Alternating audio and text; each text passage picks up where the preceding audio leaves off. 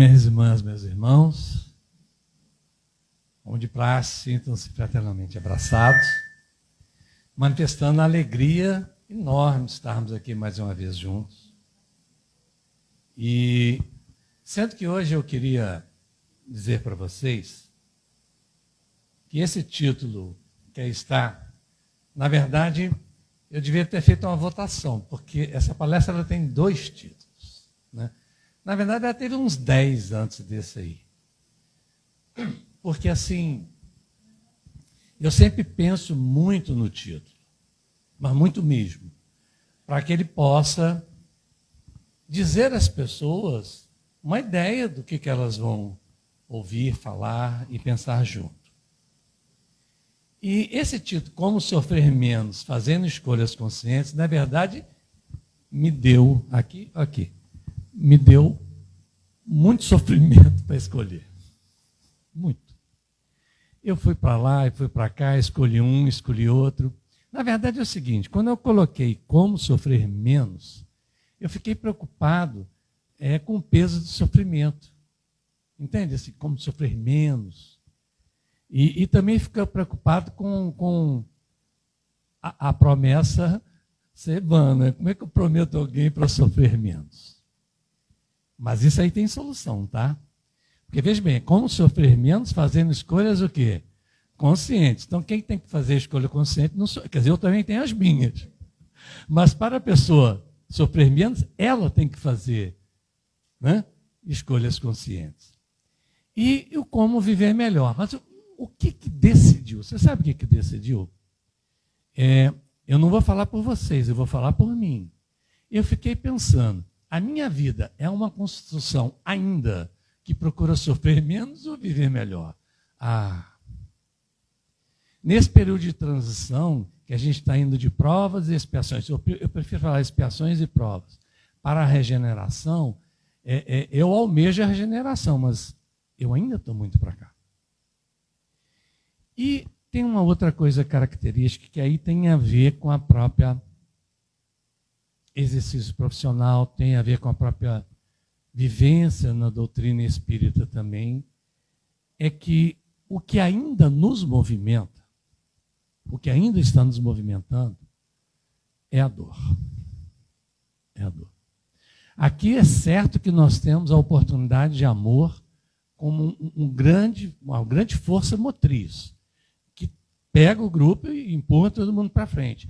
Mas na prática diária, no dia a dia da maioria das pessoas, no dia a dia do mundo, ainda é a dor a força motriz da humanidade. Então eu falei, bom, vai ser quando sofrer menos, né? Como sofrer menos, fazendo escolhas o quê? Conscientes. Então isso me tomou um tempo, sabia? Mas feita a escolha, aí define a ideia. Quanto mais consciência, menos sofrimento que desnecessário. E aí a gente vai ter que falar um pouquinho na gênese do sofrimento, né? De onde vem o sofrimento? Ou aquela velha, mas por que nós sofremos? Eu não vou entrar na causalidade de cada um, mas a gente vai partir de uma generalidade, e nessa generalidade a gente tem um conceito ainda de expiação e prova. E eu vou permitir, tá, colocar um terceiro item como um fator de nosso sofrimento. Então, olha só, queria começar fazendo um convite à reflexão. Não tenho hoje o propósito nenhum de trabalhar como palestrante, né? Não adianta, assim, é hábito, né? Hábito de professor. A gente adquire um hábito, um jeito de falar, um jeito de apresentar. Eu, particularmente, eu ando pensando em aposentar como palestrante, estou falando sério. 50 anos. E eu decidi que daqui para frente eu quero ser proseador. Prosa. Não, sério. Estou pensando, não, eu vou parar de fazer palestra. Quero chegar lá e conversar. Entendeu? Assim, eu comecei com 17, né? Faça as contas aí, né? Aí, eu tenho dificuldade, né? Quantas vezes. Então, são 50 anos e eu estava pensando, minha gente, Tem duas razões que me levam a isso. Uma que 50 anos, eu acho que eu ainda aprendi muito pouco do que eu falei, falando sério. Falei, meu Deus, eu falei tanta coisa e ainda tenho que melhorar tanto. Mas segundo, é que eu estou realmente querendo adquirir soltar um pouco mais meu mineirês. Vamos para a prosa. Então, o sentido hoje é muito mais para a prosa, mas eu queria, dentro da prosa, trazer muita coisa séria. Por exemplo, 3 reflexões. Vamos pensar nas dores da nossa vida, ok? Para começar, a gente pensar na ideia. Quantas dores vieram na sua vida por agir no automático? Quantas vezes? Quantas vezes a gente age no automático e depois arrepende? Poucas vezes? Não. Muitas vezes. Outra pergunta. Quantas dores vieram de decisões tomadas na pressa? Tem uma diferença. Agir automático, a gente não para nem para decidir. A gente simplesmente age.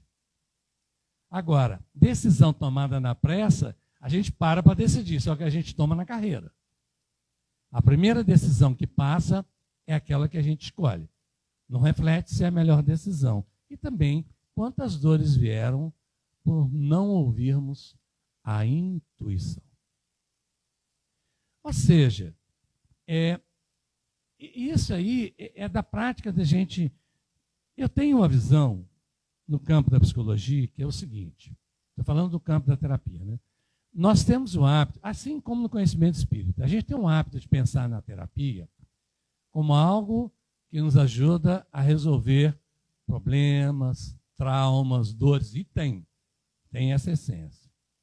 Mas hoje, assim, o que eu mais penso do ponto de vista terapêutico, que é a mesma coisa que eu penso, para mim, do conhecimento espírita também, é o seguinte: ampliar consciência. Ampliar consciência para quê? Para decidir melhor. Essa é que é a questão central. Então eu vou trazer aqui, do livro de Leon Denis, esse livro, na parte final dele, que ele fala das potências da alma, é inspiração também para essa palestra. Na verdade, em função das potências da alma, eu venho fazendo algumas palestras. Essa palestra de hoje, que não é uma palestra, era uma prosa, ela vem de uma palestra que chamava, olha, veja bem, quem achou esse título, Como Sofrer Menos, olha o título da outra, Escolhas e Consequências, ponto. Olha só. Bota nas costas um peso, não bota? Escolhas e Consequências. Na verdade, essa palestra é feita em cima dos estudos de Leon Denis também. E aí eu vou colocar as potências da alma que Leon Denis nos traz, de uma forma muito breve, mas é importante a gente olhar isso. Primeira grande potência da alma, consciência. Consciência de si, que na verdade é a percepção do espírito que se percebe, que tem consciência da própria individualidade, do próprio ser. Eu tenho consciência de que eu sou um espírito. Tá? Essa é até uma diferença nossa, enquanto humanos, para muitos animais. Os animais, eles são irmãos em evolução, mas a forma de perceber a si mesmo, de ter consciência de si, é muito distinta. Até entende-se que, por exemplo, que os golfinhos e algumas outras poucas raças conseguem se identificar mediante um espelho. Olha que bacana. Quer dizer, o golfinho é capaz de se identificar. Mas o golfinho, ele não vira de lado e fala, estou precisando emagrecer. Ele não faz isso, não. Essa consciência ele não tem. Então, essa consciência de si é um atributo da alma no nosso estágio evolutivo. Eu diria que ele é o constitutivo, é o central, é o ser. Ok? Somos consciência. Outro grande atributo da alma é o pensamento. O pensamento, ele não é o nosso ser, mas ele fala do nosso ser. O pensamento é a nossa ação no universo. Então, o pensamento é minha obra. O pensamento é a manifestação do espírito. Eu percebo um espírito através da sua manifestação na obra. É como as pessoas. As pessoas podem falar que eu estou pensando isso, eu estou sentindo isso, mas na verdade a gente reconhece pelo comportamento. Não é isso? A gente avalia pelo comportamento. Então, o pensamento é o comportamento dessa consciência. É a manifestação da consciência agindo no plano divino que nos é suscetível, não no plano absoluto, no plano de vida relativo, que é o plano que nós vivemos. Temos mais duas grandes potências que eu trouxe junto. O livre-arbítrio. O livre-arbítrio é o que nos dá poder de quê? De escolha. Mas, a partir de uma escolha e agir, eu preciso da potência chamada potência de quê? Vontade. Olha que coisa bacana. A consciência é o ser, ok? O pensamento é o que eu faço, é a minha ação. O livre-arbítrio é um direito e um dever de fazer escolhas. Porque é através do livre-arbítrio e das minhas escolhas que eu vou reaprender, despertar a respeito das leis naturais. Faço o certo, aprendo, faço o errado, aprendo. E a vontade direciona a minha energia espiritual no caminho do meu aprendizado. E mais duas potências que Leon Denis coloca, o amor e a dor. Quando eu li a primeira vez, eu fiquei incomodado com o Leon Denis. Se eu tivesse o WhatsApp dele, eu mandava uma mensagem. Ô, Denis, meu Deus, você está falando em potência da alma e você coloca lá dor. Eu estou fugindo disso. E você diz que é uma potência. Na verdade, ele explica. O amor, de fato, é o grande aprendizado. Mas a dor é o meio de aprendizado que nós normalmente escolhemos. Aí que é potência em potencial. Através da dor, que não precisa ser o sofrimento, é a dor que me desperta e que me direciona em direção ao quê? Ao amor. Então, a dor é um despertar para o amor. Às vezes as pessoas falam assim, se não for pelo amor, vai ser pelo quê? Pela dor. O caminho do aprendizado é sempre o amor. A dor é aquela amiga que fala o seguinte, ô meu filho, é por ali. Entendeu? Então a dor é aquela companheira, fala, não, vai por aqui, não, é ali. O amor está ali. Então é a irmã siamesa do amor. Termina até os dois em dor, amor, que nos diz qual é o caminho que a gente tem que seguir. Então essas são as 6 potências. Consciência, o que sou, pensamento como estou agindo no mundo, eu tenho um livre-arbítrio para escolher opções, eu tenho a vontade para direcionar no caminho dessa opção, e eu vou chegar ou na dor, ou no amor, ou melhor, vou chegar sempre no amor. Posso passar pela dor, ou posso ir pelo amor. E aí, meu grande raciocínio é o seguinte, consciência, livre-arbítrio e vontade é no campo das escolhas. Perfeito? A minha consciência, eu uso minha vontade e uso o meu arbítrio. Campo de escolhas. Pensamento, dor e amor é no campo do quê? Das consequências. Porque o pensamento já é uma consequência do meu íntimo. Vê se você está me entendendo. O pensamento tem vida. O pensamento ele causa impacto, causa efeito, já é ação. E a dor e o amor também são consequências. Então eu estou colocando o pensamento como uma consequência da minha consciência, que uso o meu arbítrio e a minha vontade, e vou lá e executo um pensamento. Então a gente cai no campo de escolhas e consequências. Nesse pacote está quem? A dor. E por que a dor vem? Porque eu fiz uma escolha o quê? Equivocada. Então é simples, como sofrer menos, fazendo escolhas o quê? Conscientes. Essa é a questão central. E aí, a gente tem que voltar no conhecimento do Dr. Espírito e entender. Não há sofrimento que sem causa. É a gênese do sofrimento. Mas por que eu sofro? Então, quando alguém pergunta para a gente, você que é espírita, me explica, né? Por que tem um sofrimento? Aí geralmente a gente fala, é lei de causa e efeito. Ou não há sofrimento sem causa. Aí a gente começa a falar de expiações e provas. Que muitas vezes incute nas pessoas uma visão que eu particularmente eu não gosto muito, é aquela visão. Então a gente reencarna para pagar. Não tem isso? Reencarna para pagar. Meu Deus do céu. Se fosse assim, porque hoje em dia os parcelamentos de cartão do crédito estica até a próxima vida. Às vezes, quando eu tenho que pagar coisa de colégio, né, eles perguntam assim, quantas vezes, eu posso falar em quantas vidas, né, porque 3 filhos, mas veja bem, não há sofrimento sem causa. Expiação e prova, é claro que tem a ver com as minhas escolhas antecedentes. É claro.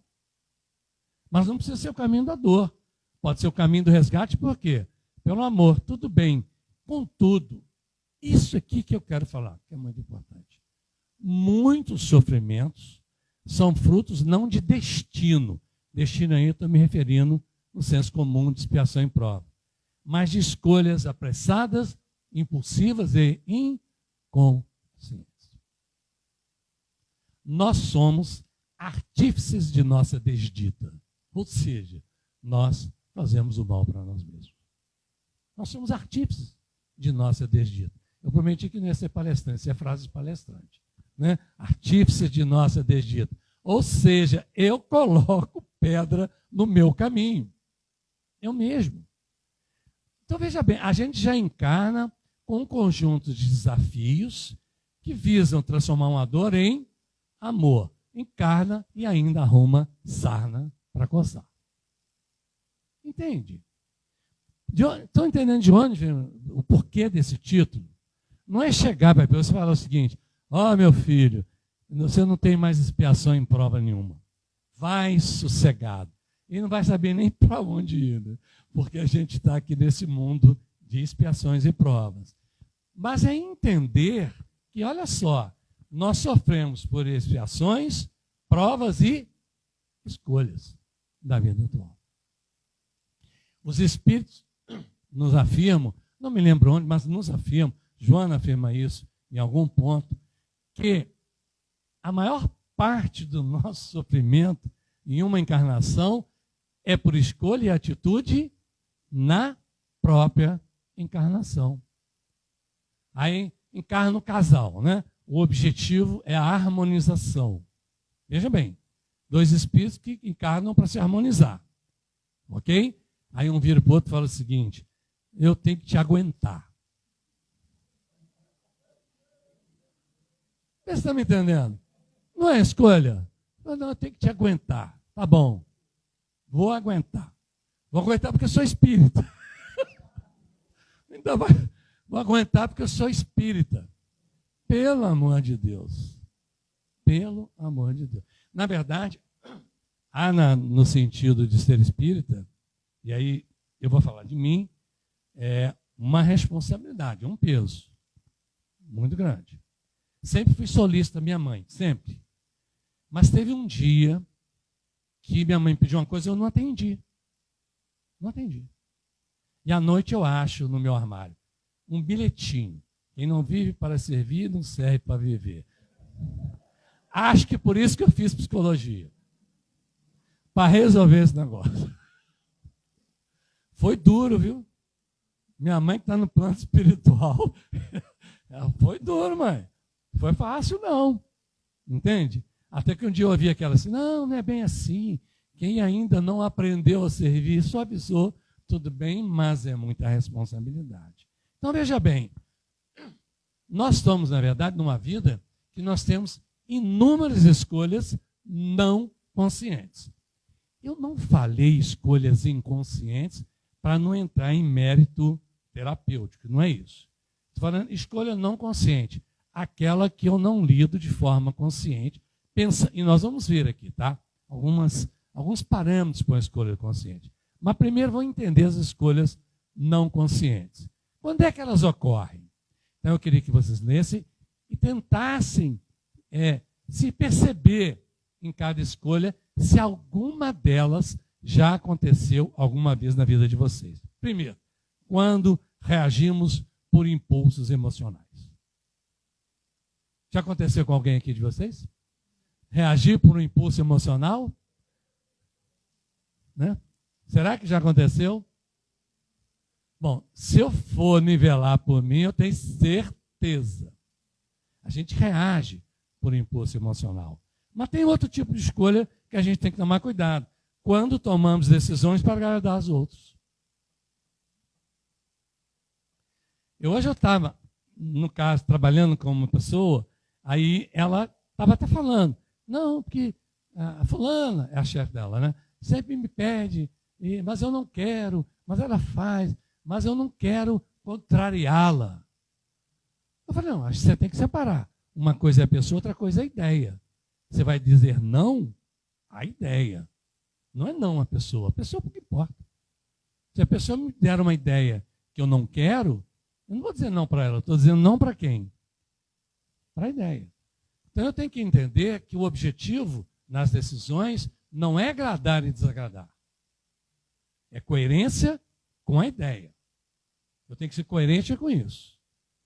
Claro que, de repente, quem for, se der um ar de desagrado, vai me requerer um refinamento, né? Imagina a sogra te pede, me leva ali, você não. Aí, neste caso, você vai dizer não, por quê? Perfeito? Então, há esse cuidado. Há pessoas que a gente diz não e diz por quê. São pessoas que merecem o entendimento do não, mas o não é a ideia. Quer ver outra coisa? Decidimos para fugir de dor, de conflito, sem aprender a superar. A situação está difícil, eu decido qualquer coisa para sair fora do problema. Há pessoas até que, e não vai aqui nenhuma crítica que ninguém traga para si nesse sentido, mas há pessoas até que terminam ou brigam com relação com o chefe, qualquer coisa, mas na verdade eles estão querendo fugir de um conflito. Então, melhor que eu fugir do conflito é fugir. Porque diante do medo, nós temos 3 reações básicas, das instintivas. Uma é se proteger. Outra é agredir. E a outra é o quê? Fugir. É o princípio básico. Tá? Isso vem lá desde os organismos unicelulares. As células fazem assim. As células ou elas endurecem a membrana, ou elas vão lá e absorvem aquele corpo, ou elas se movimentam e rapa fora. Então, muitas vezes, a gente faz escolha para fugir do problema. Por que fugir? E uma outra, tomamos decisões, essa talvez seja uma que requer um cuidado e muita atenção, quando nós somos movidos por orgulho, vaidade, medo, culpa. Meu Deus, são decisões que a gente toma na vida altamente equivocadas. O orgulho e a vaidade não precisa nem dizer o quanto nós temos que tomar cuidado. E eles se disfarçam, entendeu? O orgulho e a vaidade se disfarçam.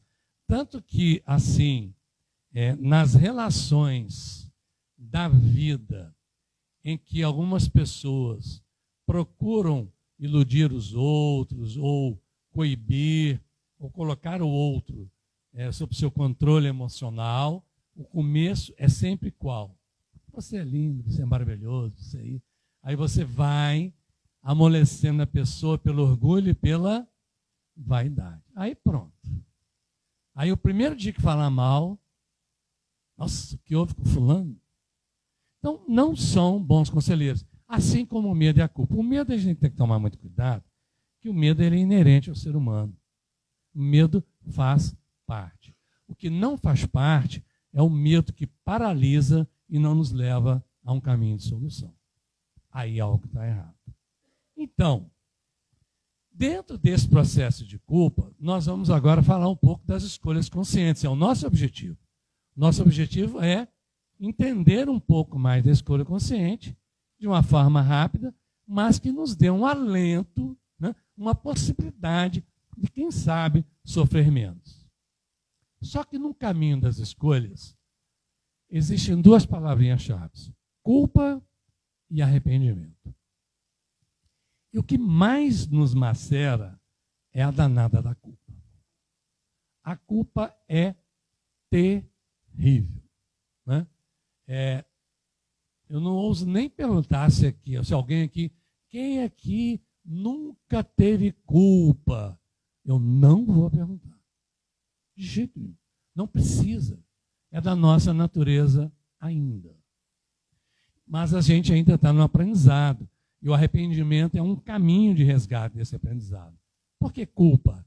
A culpa repete. A gente repete o erro, repete a situação, repete a dor. A culpa machuca, a culpa paralisa. Felizmente, tem um arrependimento. Porque a culpa, ela é absolutamente reativa. O arrependimento sincero, ele é proativo. O arrependimento, ele caminha na direção de resolver. Então, ele tem que reconhecer o erro. Ele tem que aprender com o equívoco. Se possível, reparar o equívoco. Portanto, o arrependimento liberta e nos faz seguir. Então, é muito melhor. O problema, mas eu tenho muita culpa. Eu gostaria de ter menos. Então, vamos lá. Dicas muito simples para transformar a culpa em aprendizado. Eu aprendi que tem certas coisas simples que elas são muito mais poderosas do que a gente pensa. Ah, isso não existe. Então tá bom. Eu vou dar um exemplo.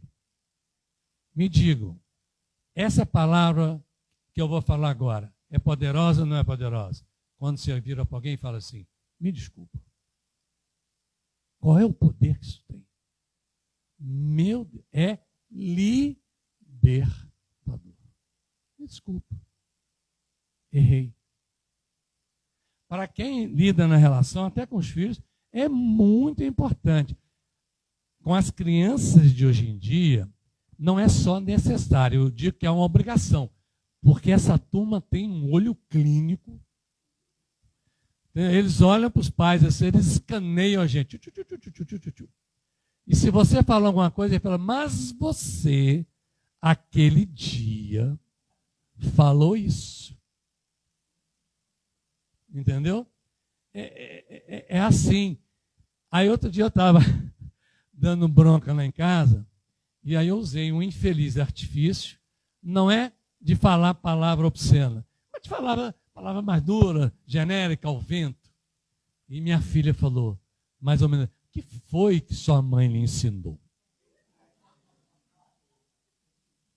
Aí eu disse sim. Não, minha mãe me ensinou diferente. Mas esta é uma palavra que eu estou usando pedagogicamente. A gente ri, mas é verdade, né? Não, isso não é pedagogia.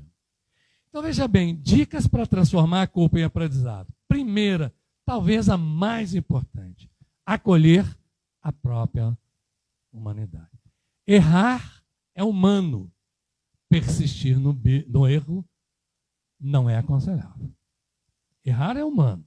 Persistir no erro é burrice, as coisas. Eu não gosto muito dessa expressão, mas é, né? Mas não é. Eu não gosto, não. Errar é humano, persistir é burrice. Eu não gosto, não. É muito feio, né? Mas é pedagógico.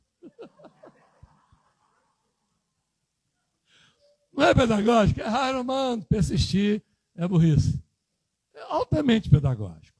Então a gente tem que acolher a própria humanidade. Porque o autoacolhimento, eu gosto muito de um viés que veio, que é da terceira onda da terapia, que vem da cognitiva clássica, mas ela é muito diferente, que chama-se aceitação e compromisso. Eu gosto muito. Que tem toda uma etapa entre aceitação e compromisso. Tem todo um trabalho. Mas o início é aceitação, é acolher-se, entender-se. O compromisso é de mudança. Então, veja bem, aceitação e compromisso não é passar pano, não. É aceitar. É entender a própria humanidade, para depois ir para o compromisso. Outra coisa muito importante na culpa, reconhecer os limites da ocasião. Os limites pessoais, os limites da circunstância. Sabe uma mania que a gente fala assim? Ah, se eu voltasse no tempo, eu faria diferente. Tem garantia alguma disso? Nenhuma. Nenhuma. Está sujeito a gente voltar no tempo e fazer pior ainda. Não tem aquele filme, acho que é Efeito Borboleta? Quem conhece esse filme? Tem que ele volta pior ainda. Volta pior e volta e pior ainda. Porque, na verdade, é o limite da ocasião. Vê se você está me entendendo. Então eu tenho que entender que muitas vezes, além da minha própria humanidade, as circunstâncias, para mim, estavam difíceis. E eu não consegui. Então isso é para eu entender, para eu acolher minha culpa. Eu acolho a minha humanidade e reconheço as circunstâncias. Ah, que bom, vou para casa feliz, tudo bem, até o próximo erro? Não. Claro que não. Se fosse só isso, né, a gente falar, não, deixa para lá, está tudo bem, né, e funciona assim? Não. Isso é coisa que a gente fala para sobrinho quando vai em casa, né? O menino vai lá, quebra tudo. Diz, não, está tudo bem, deixa para lá. Aí os pais vão embora e falam, nossa, esse menino me dá muito trabalho. Não, não é assim não, tá? A gente tem que acolher e reconhecer, para depois, olha aí, o que posso fazer diferente agora? É preciso de uma reflexão que me leve à mudança. Eu só saio verdadeiramente de um estado de culpa e esta reflexão, na verdade, eu estou manejando a culpa e transformando em quê? Arrependimento. Proativo. Então, o que eu posso fazer diferente agora? E, por último, praticar o bem como reparação. Fazer o bem faz bem. A gente sabe disso. E, às vezes, se eu não tenho condições de reparar para com quem eu falhei, assim, se eu tomar uma atitude no caminho do bem, essa atitude me ajuda a ter uma reflexão sobre os meus atos e aprender a ser uma pessoa melhor. E o objetivo é aprender o quê? Aprender o amor. Eu me lembro uma coisa, assim, em algumas coisas a gente acerta. Então eu vou me contar um exemplo que para mim eu acertei. Na visão de outros colegas meus professores, me perguntaram, nossa, que absurdo, mas eu penso diferente. Eu apliquei uma prova, tinha um aluno muito bom, eu conheci o aluno, e tirou 8, ele errou uma questão, claro. Isso no ensino superior. E aí, quando eu estava falando para os alunos, mostrando as soluções, ele virou para mim e falou, poxa, professor, eu tinha entendido assim, por isso que eu respondi assado. Falei, mas se você entendeu assim, a sua resposta tem coerência com o que você entendeu. E de cá, da forma que você está entendendo agora, como você faria? Eu faria assim, assim, assim, assim. Falei, traz sua prova. Ele me entregou a prova e falei, 10. Ele falou, mas professor, mas eu errei na prova. Mas você não aprendeu? Você entendeu? Você não aprendeu? Acabou de aprender. Eu vou esperar. Não, mas a sua prova, você errou na prova, né? Macera o menino, leva um trauma para o resto da vida. Isso é trauma sério. Quem fez engenharia aqui sabe que nota de cálculo é trauma para o resto da vida. Pelo amor de Deus. É mesmo. Hoje não é mais assim, não, sabe? Hoje não é mais assim, não, eu tenho certeza. Mas na época, o professor de cálculo, ele falava assim mesmo. O único aqui que sabe sou eu, e vocês estão aqui para achar que vão aprender. Assim. Que ânimo, né? Isso não nos interessa. Então, a gente tem que usar o bem como a nossa possibilidade de reparação. Então, veja bem, falamos um pouco sobre as escolhas equivocadas, falamos também sobre um cuidado com a culpa e a reparação, e vamos ver 3 pilares da escolha consciente. Tá? São 3, para aí a gente poder falar, aquela famosa, né? 5 dicas para a gente sofrer menos fazendo escolha consciente. Tem que chegar lá. Não tem como. Não tem como. Eu acho que o dia que eu desencarnar e eu pedir um conselho ao Espírito, o que eu faço? Ele vai falar para mim, 5 dicas. Pois é, 5 dicas. 3 pilares da escolha consciente. As pessoas falam, por que 3? Por que 5? Por que 7? Né? O 7 ele tem até uma força, né? 7.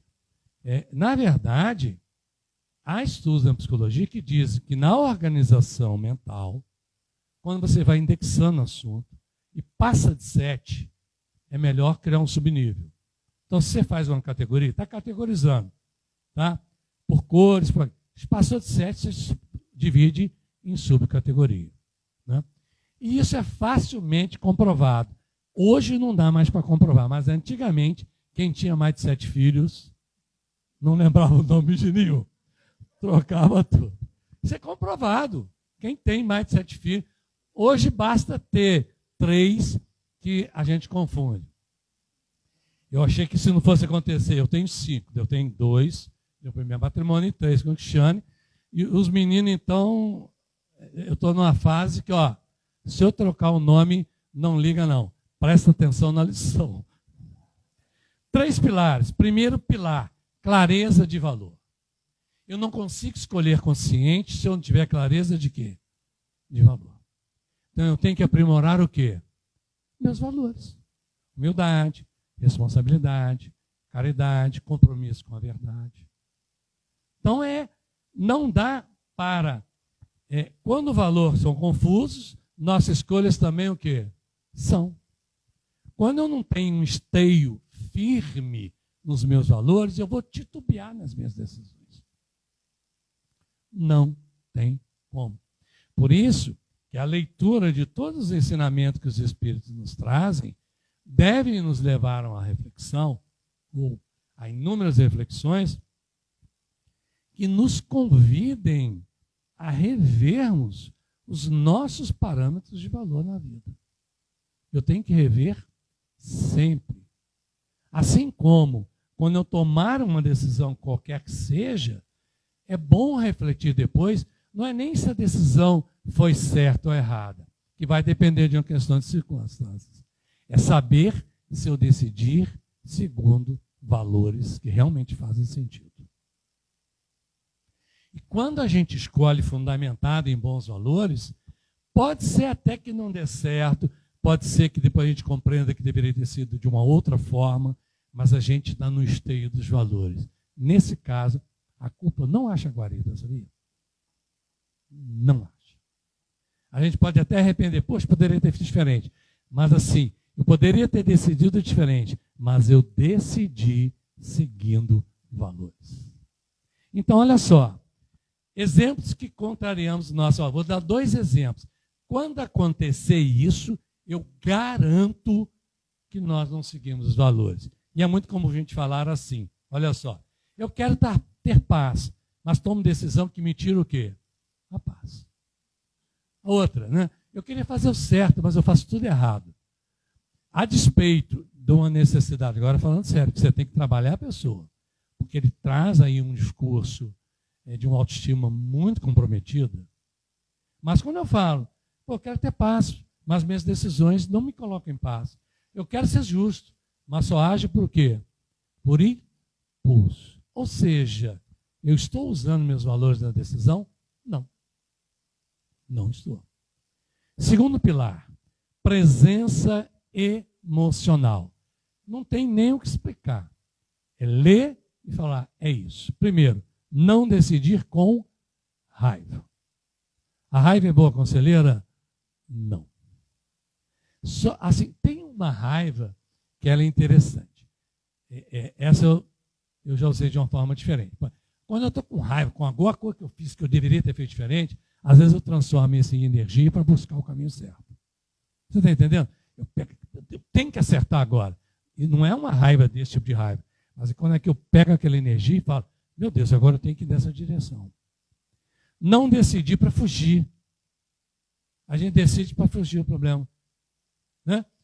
E pior, a gente quando quer decidir para fugir, é comum a gente deixar a decisão para o outro, por quê? Porque já está eleito o culpado. Entendeu?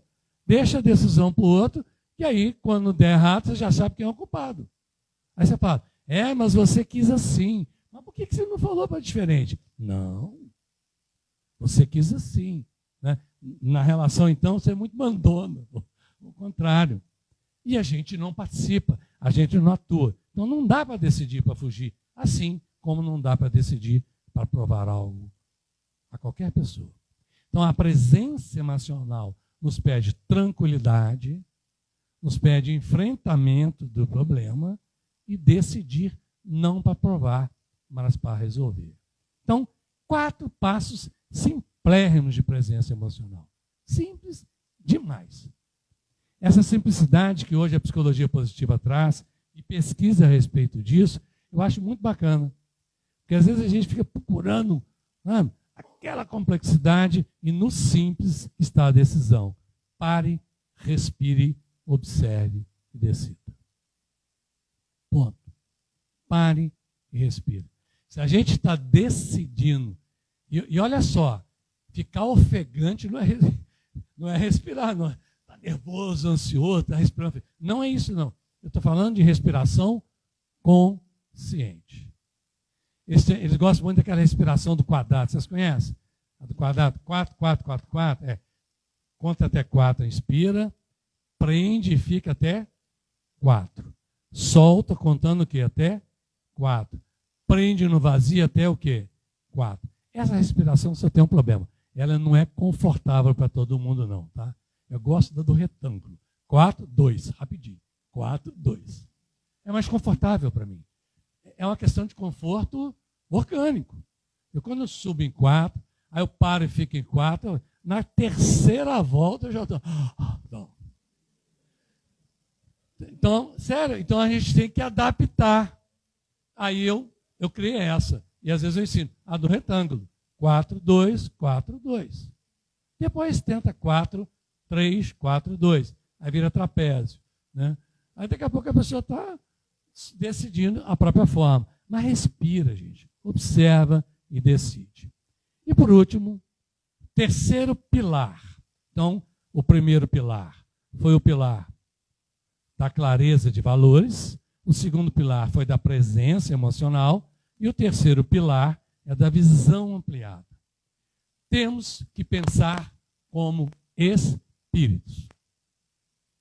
Nós estamos encarnados, não estamos? Ainda bem. Todos eu imagino que estejam. Né? Então, a gente nunca sabe se está vendo alguém.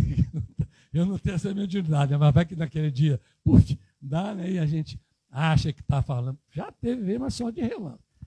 Com a visão ampliada de consciência de espírito. Veja bem, vou dar aqui 4 perguntas infalíveis na hora da decisão. Não tem como errar. Primeira, essa decisão me aproxima ou me afasta de quem eu quero ser espiritualmente? Acabou. O que eu quero ser? Essa decisão está me aproximando ou me afastando? Por isso que ela é um compromisso espiritual. Compromisso espiritual, a gente fala, vou deixar o compromisso espiritual para desencarnar. Não. O espírito, ele está vivo encarnado e vivo desencarnado. A gente aqui pode estar mais com uma visão mais obliterada, tudo bem, mas é o mesmo espírito. Segundo, isso é compatível com o meu projeto reencarnatório? Ricardo, eu não tenho um projeto reencarnatório. Então tá bom, faça um. Qual a sua proposta na reencarnação? Você sabe qual a proposta de vocês na reencarnação? Qual é o objetivo? E não adianta também fazer lista de 15 virtudes, porque vocês vão desencarnar devendo até no talo. Escolhe uma, escolhe 2, escolhe um desafeto para virar afeto. Só aí já tem trabalho para mais de uma encarnação. Mas qual é o seu projeto? Terceira, essa é infalível. Decidiu, pensa o seguinte, isso contribui para o bem? Se não contribuir para o bem, não faça. Não faça. Você pode não conhecer seu projeto reencarnatório, você pode nem saber bem onde você quer chegar. Mas você olha, contribui para o bem. Mas como é que eu vou saber? Ok, aquilo que eu vou fazer para o outro, eu gostaria que alguém fizesse para mim? Isso que eu estou querendo fazer vai prejudicar ou vai ajudar? E se tiver dificuldade, a quarta é a matadora. É a pergunta matadora. O Cristo faria isso? Eu falei que era matadora. Eu avisei. Né? Mas eu avisei. O Cristo faria isso? E aí, né, a gente fica, mas como é que eu vou falar com ele? WhatsApp. Eu não tenho nem o Tilhão Denino. Claro que a gente sabe. Onde está? No Evangelho. Então a gente tem onde buscar e raciocinar. O Cristo faria isso. E lembramos então que diante da dificuldade das decisões, o que Jesus nos recomendou? Vigiar e orar. Então veja bem, não dá para decidir impulsivamente. Tudo bem, tem uma hora, tem algumas coisas que você decide instintivamente, né? Você está passando, está caindo um negócio na sua cozinha, você não vai parar e pensar, né? O que será? Qual será a sua velocidade de queda? Será que você aí no ombro direito machuca? O instinto faz parte do nosso processo evolutivo e nos é necessário para agirmos nessa época, nessas horas. Mas nós somos seres que já ampliamos muito além de quem? Muito além do instinto. E além do instinto, é um exercício de consciência. Por isso que eu falei em fazer escolhas conscientes. E aí chegamos, então, 5 atitudes práticas para ajudar a reduzir o sofrimento espiritual. É audacioso, mas é verdadeiro. Entendeu? Eu quando estava montando essas palestras, peguei algumas palestras minhas antigas nesse tema, eu falei assim, meu Deus, não posso levar isso aqui não, porque eu ainda não fiz essa parte. Aqui não. Essa aqui todo mundo vai entender que é o meu lado humano. Essa aqui eles vão falar que eu sou mentiroso. Tira. Tira, essa não. Vou passar por mentiroso. Não. Mas essas vocês vão ver que são facílimas. Primeira, dar tempo ao tempo. Decisões precipitadas normalmente geram dores o quê? Necessárias. Desnecessárias. Ó, é a falha, ato falho. Está vendo? Vocês estão vendo como é que eu estou me reprimindo? Então veja bem, decisão precipitada só não funciona. Às vezes a pessoa chega assim, você quer ver uma coisa? Vou fazer um parênteses. O marketing hoje ele funciona muito por quê? Pela urgência. Para quê? Para as pessoas decidirem de forma o quê? Precipitada. Quem não pensa? Eu tenho um costume meu, nas decisões mais difíceis, eu sempre tenho uma decisão pronta, mas eu não implemento. Eu deixo ela pronta, porque pode ser que de repente você precise resolver. Perfeito? Então eu tenho a decisão. Às vezes eu pergunto, o que você decidiu? Até o momento, a decisão é tal, mas está sob análise. Entendeu? E vão pensando.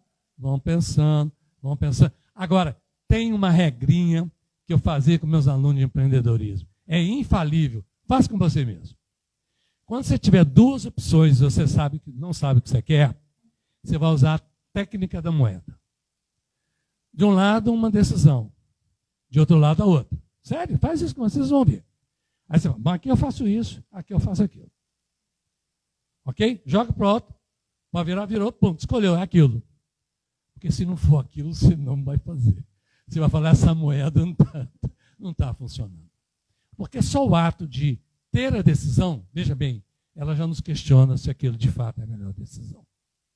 Então eu gosto de ter uma decisão própria. Funciona assim. Eu tenho uma decisão. Normalmente eu não comunico.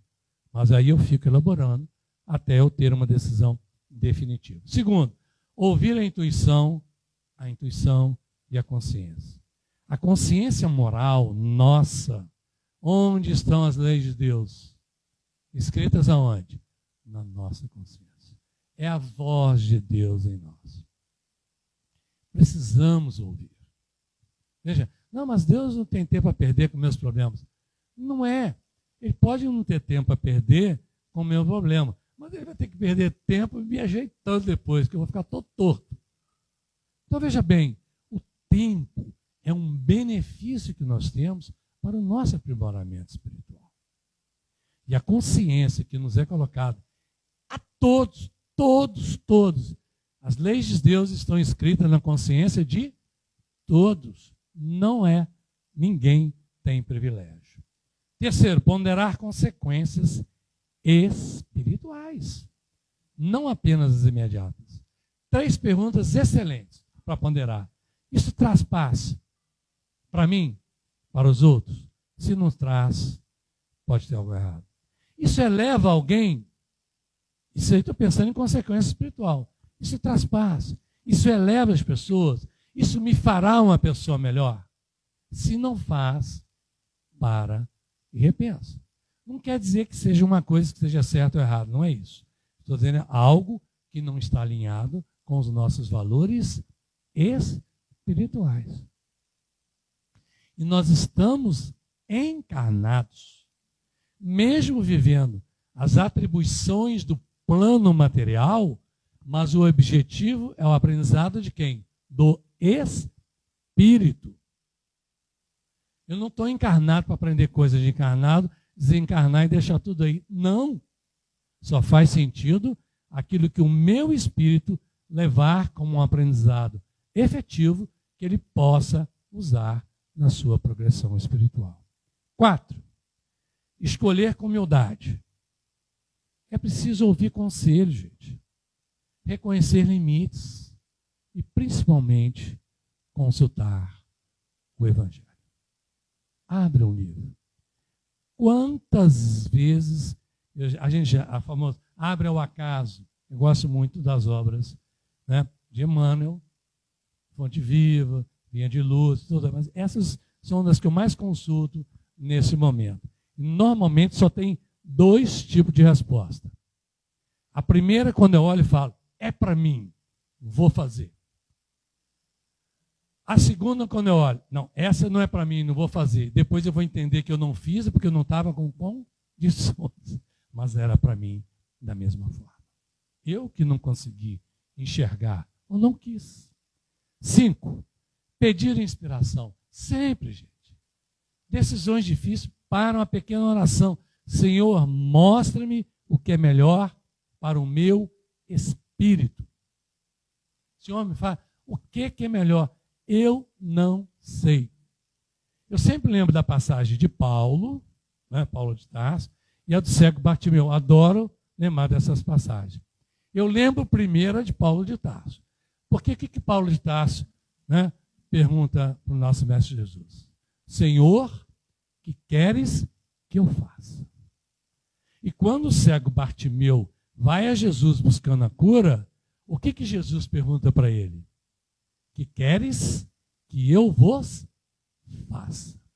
Sabe por que eu pergunto lá de Paulo primeiro? Sério, porque eu sempre lembro das duas. Aí minha cabeça funciona assim. Na dificuldade eu penso em Jesus, eu penso assim, Senhor, o que queres que eu faça? Aí vem uma vozinha, Bartimeu, né? Meu filho, o que queres que eu vos faça? Eu falo, perguntei primeiro. Não vem não, senhor, eu perguntei primeiro. O que o senhor quer que eu faça? Porque o senhor está perguntando, mas que eu não estou o quê? Sabendo. Abre um livro. Abre um evangelho. Conversa com o coração querido. Busca inspiração. Conclusões, então, eu vou pedir o nosso André para depois, porque eu queria falar um poema do Getsemane, né, do Jardim das Oliveiras. 3 pontos muito importantes. Primeiro, não vamos eliminar todas as pedras do caminho. Não é a nossa proposta aqui. Quando a gente fala assim, como sofrer menos, fazendo escolhas o quê? Conscientes. O que eu estava afirmando? Gente, a gente sofre muito desnecessariamente. Por escolhas não pensadas, escolhas não trabalhadas, escolhas não alinhadas aos nossos valores, escolhas não alinhadas ao que os Espíritos nos orientam, escolhas que Jesus jamais faria. Segundo, podemos aprender a caminhar com mais lucidez, leveza e serenidade. Olha a coisa boa, é possível, mas como é que eu caminho? Evangelho terapia, ação no bem, caridade, terapia, se for preciso, o que for, a conversa, o atendimento fraterno. Há caminhos, porque passos lúcidos nos conduzem a uma jornada de iluminação, que é o que nós desejamos a todos. Quando Jesus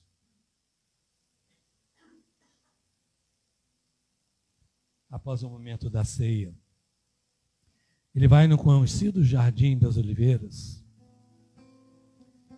que era um local fora da cidade, onde tinham oliveiras muito antigas.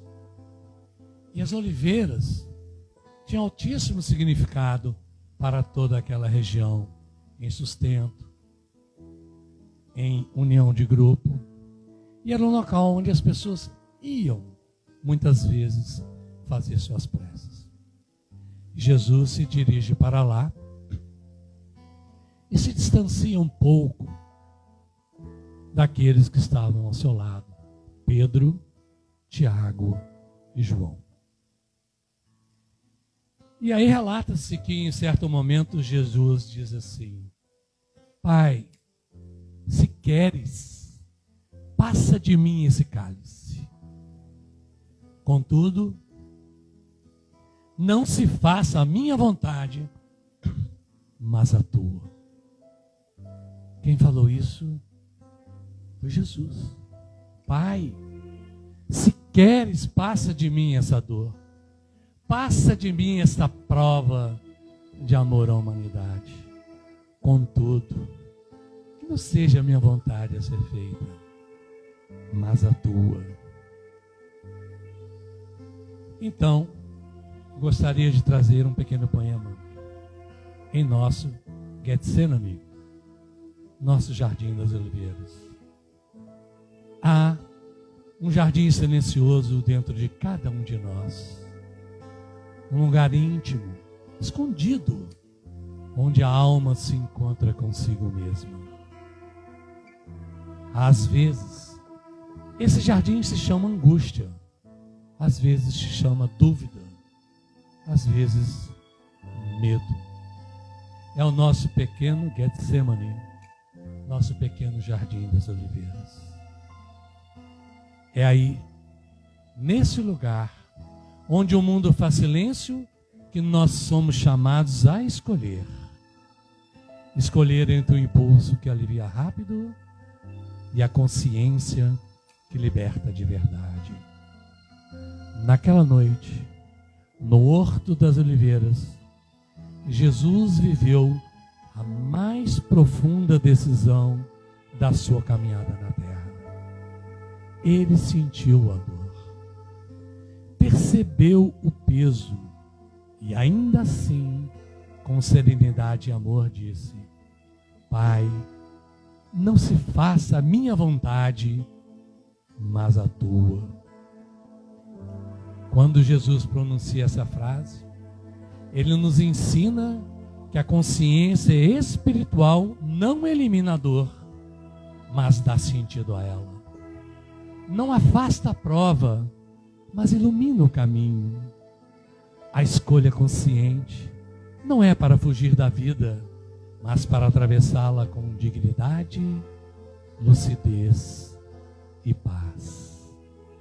E quando decidimos com o coração alinhado à vontade divina, mesmo que o caminho seja estreito, o peso diminui, a alma sofre menos, e nasce dentro de nós uma serenidade diferente, aquela que só surge quando a vontade humana repousa com humildade e confiança na vontade de Deus.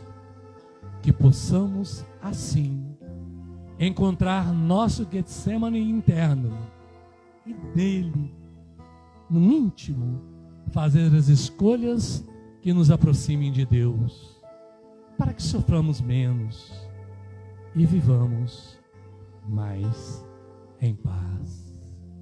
Seja feita a tua vontade, Pai, assim na terra como no céu. Que Jesus nos abençoe a todos.